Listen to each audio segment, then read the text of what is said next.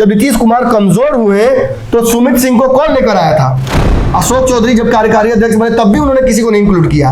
नीतीश कुमार अगला कुर्सी डीएमटीसी में किसको देंगे, इसी के लिए साइलेंट आई है। तो इसका खामियाजा तो जब आरसीपी भुगते हैं, उपेंद्र कुशवाहा भुगते हैं, तो अशोक चौधरी नहीं भुगतेंगे। और आज ये सभी राजनीतिक दुश्मन क्यों बने हैं कि जिन लोगों को आप जोड़िएगा इसमें, ये ऑलरेडी उपेंद्र कुशवाहा और आरसीपी सिंह के संपर्क में है।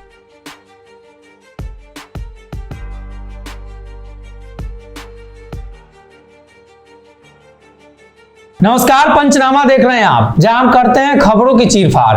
हर रोज कोई ना कोई खबर हमारे स्टेशन पर होती है और डॉक्टर साहब चीरफाड़ करके तह तक पहुंचते हैं। एक बार फिर से जदयू की चीरफाड़ होगी। लंबे समय बाद जनता दल यूनाइटेड ने अपनी कमेटी घोषित कर दिया है, राष्ट्रीय और प्रदेश की, और ऐसे में हम लोग उसका भी चीरफाड़ करेंगे। लेकिन जदयू के अंदर एक और आग लगाने का काम करेंगे। अब देखने के बाद आप यही कहेंगे कि आग लगवा रहे हैं, लेकिन ललन सिंह और अशोक चौधरी के बीच जो मतभेद है, जो कोल्ड वॉर की चर्चा बार बार होती है, अब कहीं ना कहीं वो दिखने लगा है। डॉक्टर साहब विस्तार से बताएंगे। डॉक्टर साहब, आज जो कमेटी जारी हुई है, हालांकि बड़ी कमेटी है, पढ़ के बताएंगे तो 15 मिनट उसी में लग जाएगा। नहीं, राष्ट्रीय कमेटी की पहले हम बात करें। राष्ट्रीय कमेटी पर चर्चा कर लेते हैं। देखिए, राष्ट्रीय कमेटी में सब नाम लगभग ठीक ठाक है, केसी त्यागी का नाम नहीं है। ओवरऑल आ जाते हैं हम जी। राजीव रंजन सिंह राष्ट्रीय अध्यक्ष हैं, बाकी बिहार के सांसद लोगों को जगह मिला है कि भागे उगे नहीं, इन्होंने सब रहे। और भी नीतीश कुमार की तरह कन्वीनियंस पॉलिटिक्स करते हैं क्या? आपको केसी त्यागी का नाम दिखा, हाँ। लेकिन आपको अशोक चौधरी का नाम नहीं दिखा उसमें? होगा तब ना दिखेगा। हाँ, ये बात तो है। नहीं है ना।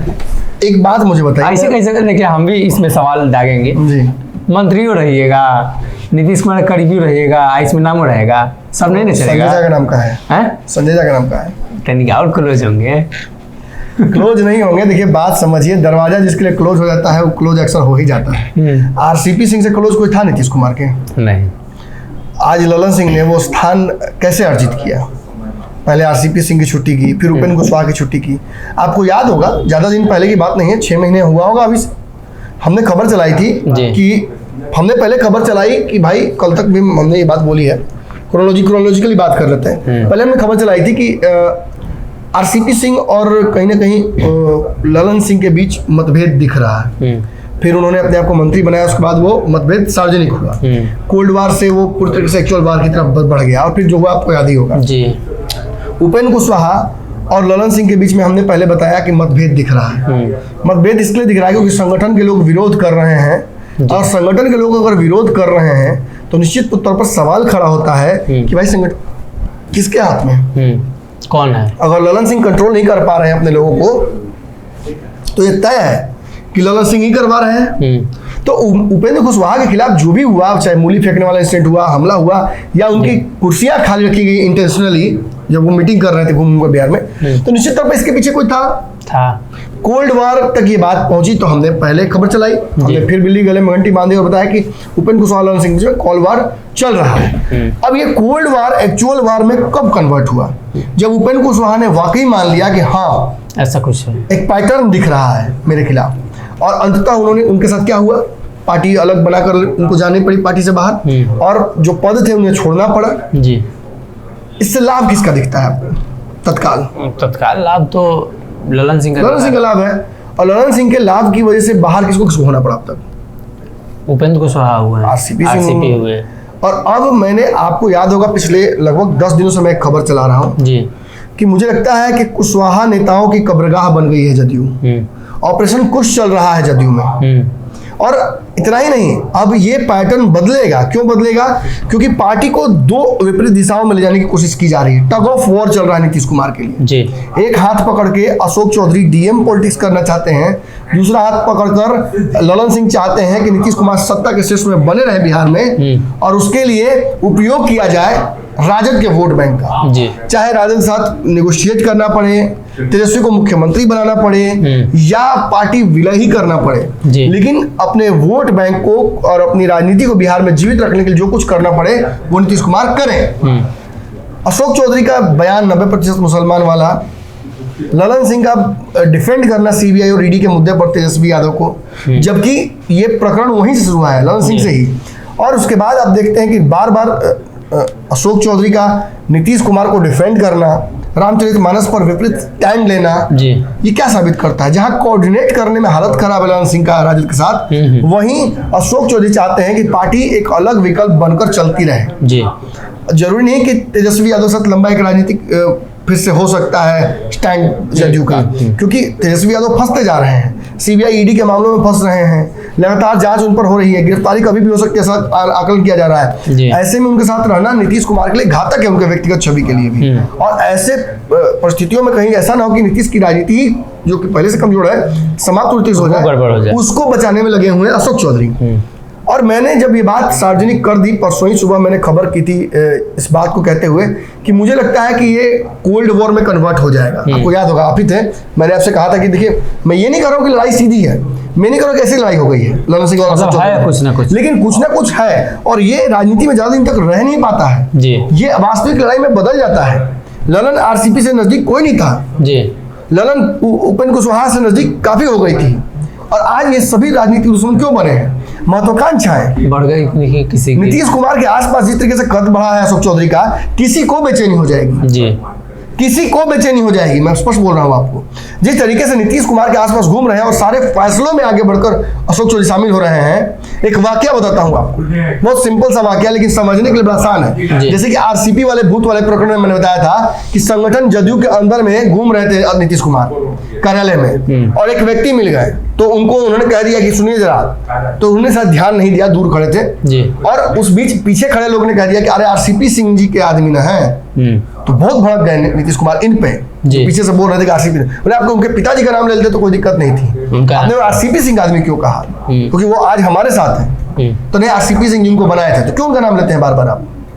ये मैंने क्या कहा था, ये बहुत प्रेम किसी से होता है और फिर दुश्मनी होती है, तभी इस तरीके का जल्लाहट दिखता है जी। और ये एक और घटना मैं आपको बता दूं कि एक कार्यक्रम था, नीतीश कुमार जी शिलान्यास करने पहुंचने वाले थे, उससे पहले उन्होंने वहां पहुंच गए थे गलती से, तो अवलोकन करने का मन बनाया, पहुंचे स्थल पर, कार्यक्रम स्थल पर, तो उन्होंने देखा कि कल के हिसाब से तैयारियां सही नहीं लग रही, तो उन्होंने क्या कहा, पीछे खड़े थे अशोक चौधरी, संजय झा और विजय चौधरी जी, उन्होंने सभी को कहा ये बात कि लगता है कि इसमें कुछ कमी है, इसको दिखवाया जाए। आपको मैं बता दूं कि विजय चौधरी का नाम लेकर नीतीश कुमार ने जब कहा कि आप देख लीजिए, तब भी विजय चौधरी का जो रवैया था बड़ा ढुलमुल था जी।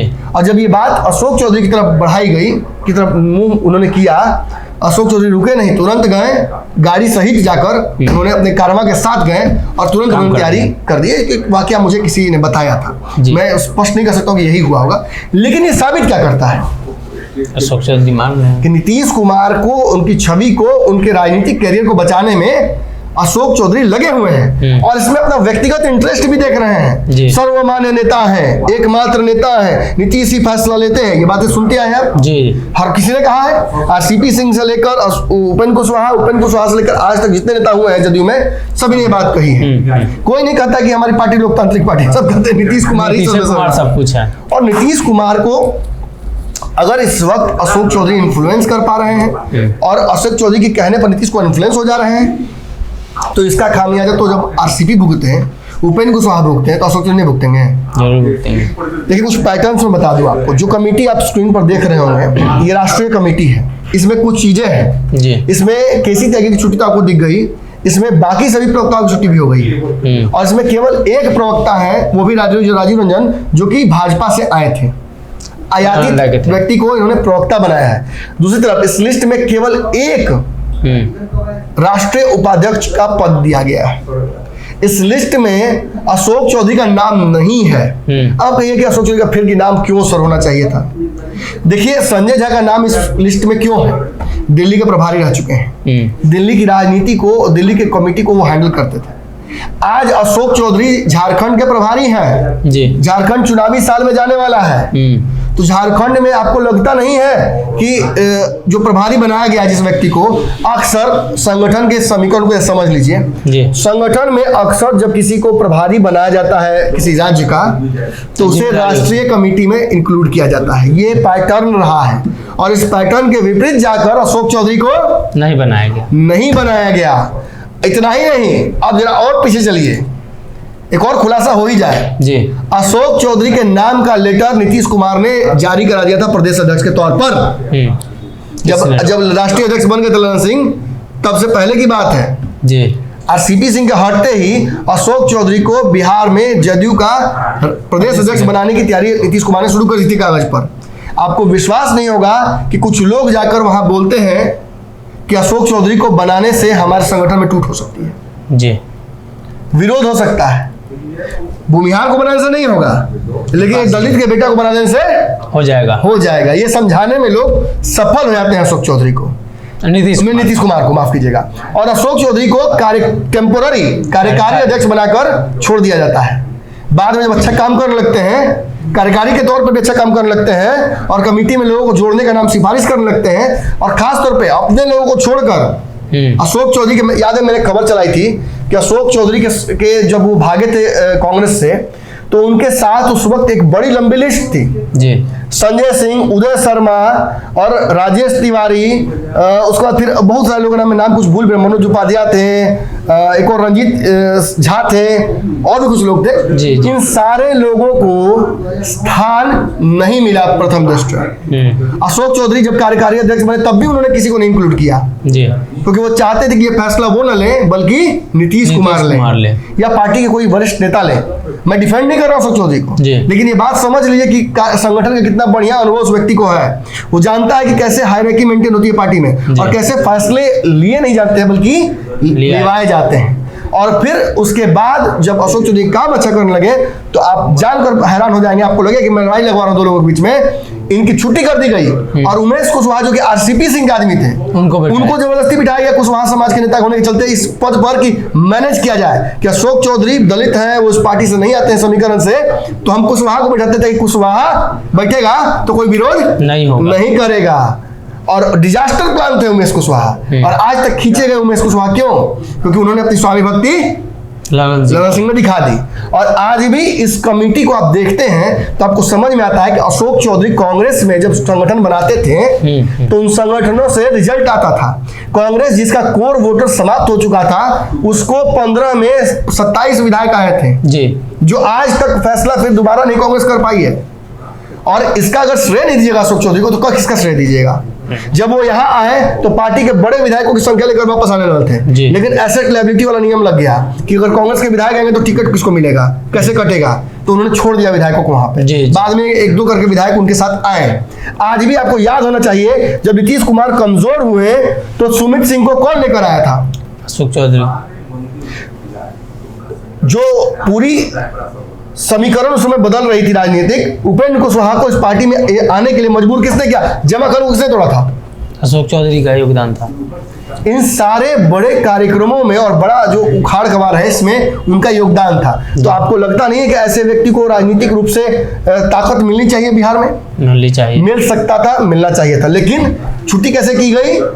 क्योंकि ये नीतीश कुमार के बहुत करीब होते जा रहे हैं, इसलिए धीरे धीरे इनकी छुट्टी शुरू की गई। और इस दिन जब हमने खबर चला दी आरसीपी वाले भूत वाले दिन, जब हमने कहा था कि आरसीपी का भूत चला रहा है बिहार में संगठन, उस दिन हमने ये बातें जिक्र की थी जी। और ये बातें इसीलिए प्रदेश अध्यक्ष और राष्ट्रीय अध्यक्ष जी के जहन में आई है। और आप जान लीजिए ये तो राष्ट्रीय कमेटी आप देख रहे हैं, राष्ट्रीय कमेटी में अशोक चौधरी का नहीं होना अपने आप में सवाल खड़ा करता है कि किसने अशोक चौधरी का नाम काटा, क्या चल रहा है अशोक चौधरी और ललन सिंह के बीच में, क्या ये कोल्ड वॉर नहीं है? अगर नहीं है तो आने वाले समय में समझ में आ जाएगा कि क्या है जी। मेरी बातें कालजयी हो जाती हैं और उसका कारण सबसे बड़ा यही है कि ये बातें वक्त से पहले अनफिल्टर्ड तौर पे मैं आपके समक्ष रखता हूँ, किसी एक का पक्ष नहीं लेता हूँ। यहाँ ललन सिंह को छोटा दिखाना मेरा मकसद नहीं है, बल्कि ये एहसास कराना है कि जदयू आज भी उसी दौर से गुजर रही है जिसमें दो नेता आपस में लड़ रहे हैं वर्चस्व के लिए, महत्वाकांक्षा के लिए। अशोक चौधरी की तरफ उतनी लड़ाई नहीं है, लेकिन ललन सिंह ने आज कमेटी से बाहर करके राष्ट्रीय उनको ये साबित कर दिया कि वो उनके नजर में जी आ गए हैं। अब उनका राजनीतिक कद छोटा करने की तैयारी यहाँ से शुरू की जाए, टारगेट यही है बिल्कुल। और उनको चुनाव भी लड़ना पड़ेगा, अशोक चौधरी को चुनाव लड़ना ही पड़ेगा, ये तैयारी पड़ेगी। अब जरा आप जैसा जो कमेटी प्रादेशिक है उसमें आ जाइए। चलिए राष्ट्रीय कमेटी के बारे में तो आपने सब कुछ बता दिया, प्रदेश कमेटी के बारे में आइए। स्क्रीन पर आपकी कमेटी घूम रही होगी, हर 2 या 3 नामों के बाद जी आप जरा ध्यान से देखिए कैसे इसमें आपको दिख रहे हैं कुशवाहा समाज के नेता जी।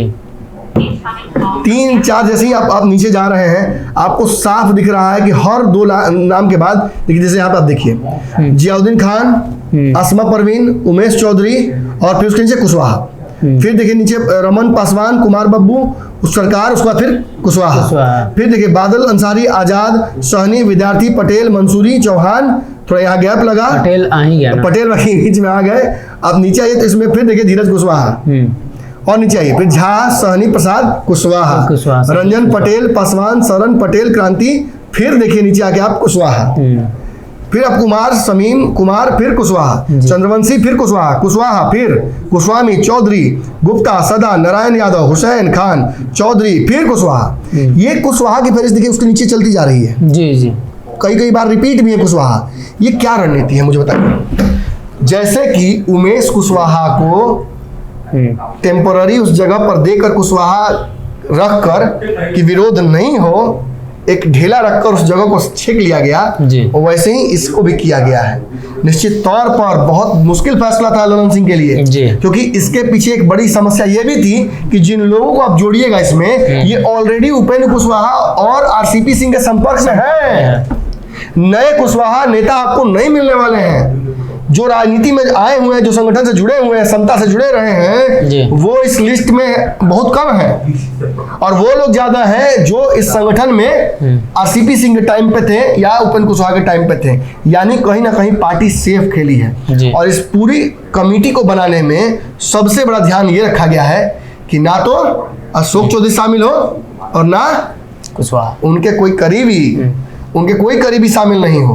कुशवाहा तो डाले ही गया है, कुशवाहा तो अच्छा कदम डाला गया है, डमी है सब। मतलब आरसीपी चले गए बाहर, कुशवाहा चले गए बाहर, तो उनका बहुत इन्फ्लुएंस नहीं हो पाएगा जितना कि अशोक चौधरी रहकर यहाँ पर कर पाएंगे। ये सारी लड़ाई बिहार में डिप्टी सीएम की कुर्सी के लिए हो रही है। तेजस्वी हट रहे हैं, डिप्टी सीएम की कुर्सी खाली होगी।